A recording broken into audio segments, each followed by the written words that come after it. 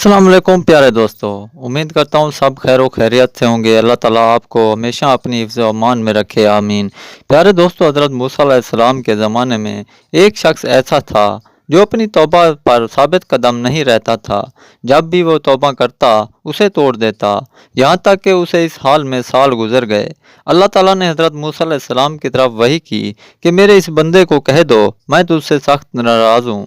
जब हज़रत मूसा अलैहिस्सलाम ने उस आदमी को अल्लाह का पैगाम दिया तो वो बहुत गमगीन हुआ और जंगलों की तरफ निकल गया।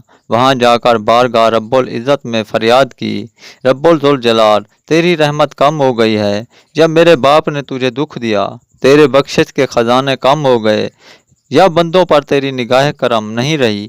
क्या मेरा बुखल तेरे करम पर गालिब आ गया?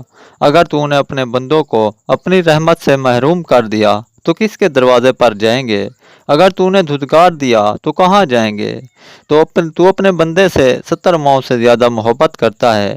माँ तो अपने बच्चे से एक दिन भी नाराज़ नहीं रह सकती, तू कैसे अपने इस बंदे से नाराज़ हो सकता है?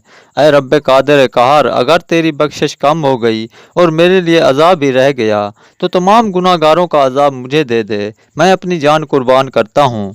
उस बंदे की इतनी तड़प देखकर अल्लाह ताला ने हज़रत मूसा अलैहिस्सलाम से फरमाया, जाओ और मेरे बंदे से कह दो कि तूने मेरे कुनाल कुदरत और अफ़्व दरगुज़र की हकीकत को देख लिया है।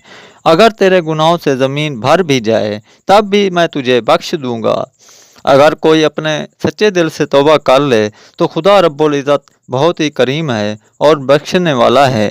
मेरी भी ये वीडियो देखकर अगर एक भी इंसान तौबा कर लेता है तो मेरी मेहनत और ये वीडियो बनाने का मकसद पूरा हो जाएगा।